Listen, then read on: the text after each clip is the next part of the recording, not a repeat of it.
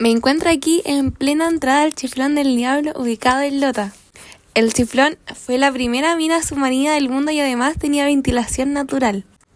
Estas linternas son mucho más nuevas que las que se usaban cuando se abrió la mina. Nos las pusieron y también nos pasaron un casco, de hecho, para empezar el recorrido. Fue realmente un tour privado que nos hizo Daniel con mucho cariño y él es uno de los últimos mineros que queda. Durante el 1900 hubo un incremento en la demanda del carbón para abastecer trenes y barcos. De ahí nace esta mina que recorreré compartiendo datos interesantes acerca de este histórico lugar. Cuando cerró la mina se trajo hacia la entrada el prende cigarrillos, que de hecho es el original, un poco recondicionado, bien pintadito, pero es el mismísimo. Y además, ojito, porque ellos no podían entrar a la mina con el cigarrillo, tenían que apagarlo antes de entrar a la mina.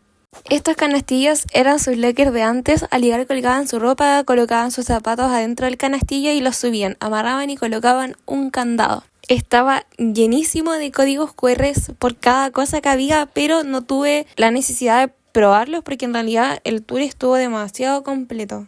Full recomendado para todas las edades. Por la entrada al pueblito minero. Sentaba el conductor y acá se sentaba la gente. Es que mandaba a la administración.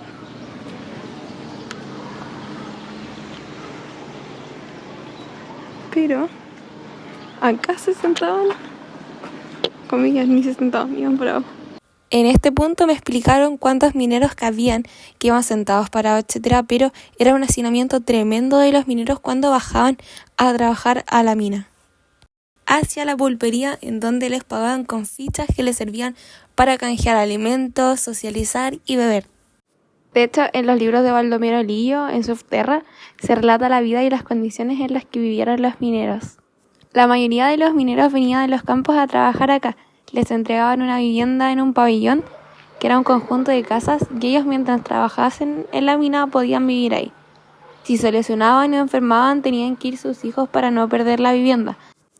De hecho, era obligación que alrededor de los 8 o 9 años los hijos hombres desde pequeños tenían que trabajar, incluso si el padre mantenía su calidad de minero.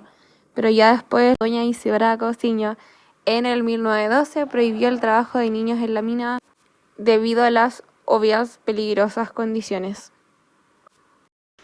La verdad es que nunca pensé que se podía entrar a las viviendas. Sentí que me transporté al pasado. La verdad es que era emocionante, pero a la vez daba mucha pena porque en cada vivienda vivían aproximadamente 12 personas, que es bastante. Y además las condiciones súper precarias, imagínense, uno se resfriaba y caían todos.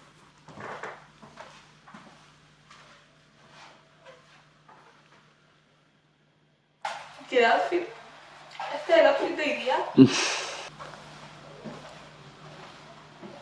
Y además vamos a sapear a los vecinos.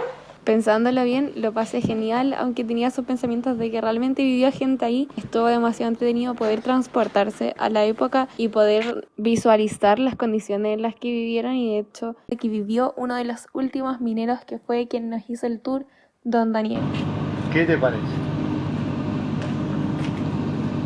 La mina de Lota cerró en el 97 principalmente por razones económicas y tecnológicas. La competencia de energías más baratas como el petróleo y la electricidad, pero como datazo, en la mina queda carbón y queda harto. Este gancho que se ve acá es de origen alemán y lo usaban para poder subir y bajar cosas, era todo a pulso.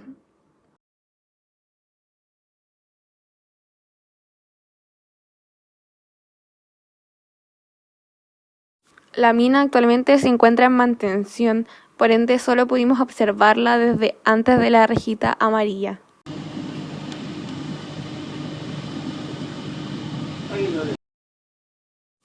Como advertencia voy a dejar con sonido el recorrido por el parque de Lota para que puedan escuchar el mar y el ambiente del lugar. Desde el faro Lustrín, que funcionó desde el 1894 en pleno auge de la minería del carbón en Lota, se encargaba de guiar a los barcos hacia Lota y Coronel. Y en medio de una tremenda historia de amor, este parque fue hecho para Isidora Goyenechea como regalo de su esposo Luis Cousiño. Girls, no se conformen con menos.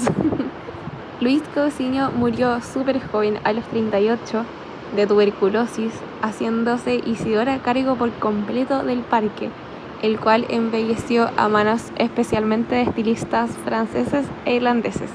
Agregar también que ocupó el puesto de su esposo Luis Cousiño, el cual nunca la dejó de lado, ni siquiera en la toma de decisiones, siempre esperó tener la palabra de su esposa Isidora, y encuentro que son una pareja demasiado avanzada a la época, ya que incluso cuando se sentaban a la mesa a negociaciones, ella también tenía que estar, no se partía si ella no estaba. Volviendo a la Isidora, que es una de mis personajes, por decirlo así, históricos favoritas. Es una mujer que supo administrar su dinero demasiado bien en esa época, donde creían que una mujer no tenía idea y que una mujer de hecho no podía, según ella. Pero su esposa siempre la incluyó en sus decisiones, en sus negocios, como una socia más. Y si tomó las riendas de la mina manteniendo a flote la empresa de los Cousiño. Fue una de las mujeres más adineradas de los 1800 y de hecho en la Guerra del Pacífico fue clave porque donó barcos al gobierno. Fue literal la pionera en responsabilidad social e empresarial de la zona, pavimentó calles, fundó Gota de Leche, que se pensó para que los niños de la época, en especial hijos de obreros, no murieran por desnutrición. Además, fundó el hogar pequeño Cotolengo para huérfanos, hizo lavaderos para que los mineros que vivían en pabellones pudieran lavar su ropa, y en realidad las mujeres, porque en esa época las mujeres lavaban la ropa de los hombres. Y por otro lado se instaló la primera planta hidroeléctrica de Sudamérica, la central Chivilingo. Y para los amantes del vinito, creó con su esposo la viña Cousiño Macul, la más antigua de Chile, con cepas importadas como Cabernet, Merlot, Sauvignon. Al caminar por el parque no dimensiono cómo podría ser recorrerlo con esos vestidos tan incómodos de la época, pero la belleza de este parque y los detalles que tiene cada construcción es demasiado exquisita. Isidora no alcanzó a disfrutar del precioso palacio que le estaban construyendo en Lota, ya que en uno de sus muchísimos viajes de placer y negocios en Francia murió en un accidente automovilístico, y el palacio de hecho se inauguró en el 1989 y ella murió poquito antes de eso. Y después con el terremoto del 60, que fue 9.5, que fue el mega terremoto más grande de la historia del mundo, el Palacio Cousiño Goyenechea queda inhabitable y los propietarios del momento, al no tener los recursos necesarios, decidieron demolerlo. Entonces acompáñame a seguir caminando por el parque de Lota y apreciar lo hermoso que es.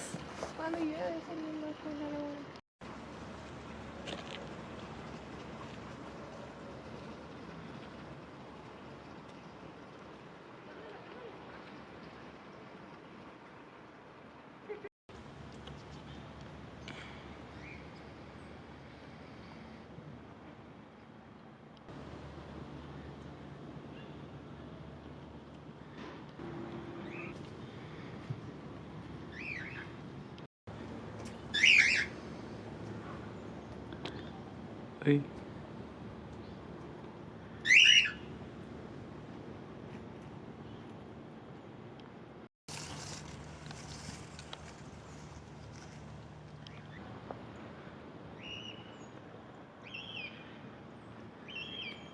¿Cuál es la Venus?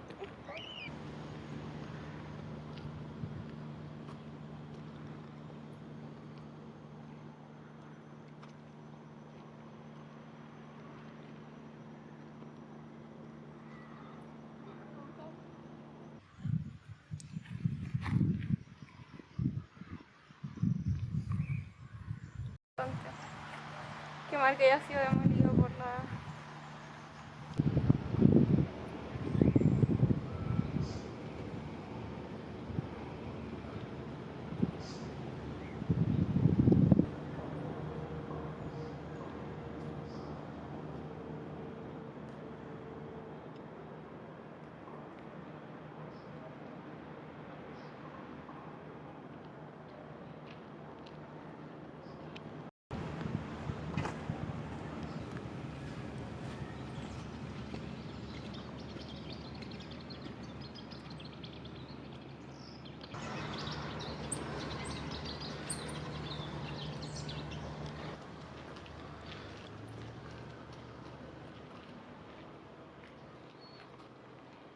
La verdad es que el parque se puede recorrer en 1 hora y media como lo hice, pero aún así encuentro que se podrían tomar más tiempo para disfrutarlo aún más.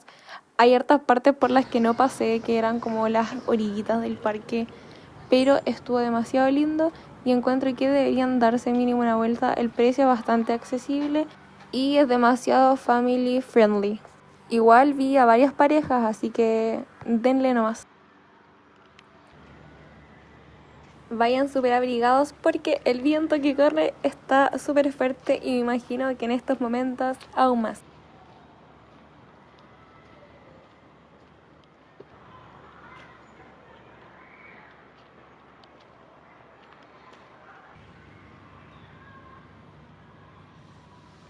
Moneda ahí de 500, ¿no?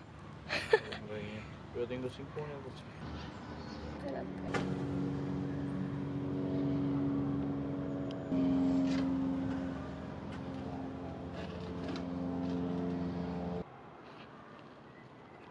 Bueno, ese fue el paseo por el Parque de Lota y por el Chiflón del Diablo y en realidad lo pasé demasiado bien. Las entradas estaban a un precio demasiado accesible y además estudiantes cobraban mucho más barato. Entonces lo importante es poder disfrutarlo, venir con tiempo igual. El tour del Chiflón nos demoró como 2 horas y ahora el paseo por el parque como 1 hora y media dependiendo de qué tan rápido vayan, pero es precioso, se puede observar la bahía, se puede observar el puerto, por alrededor hay varias cosas que son como muy preciosas, como el observatorio, que a pesar de ser pequeño es súper pintoresco, el conservatorio. Nos vemos en un próximo video, suscríbanse y denle like.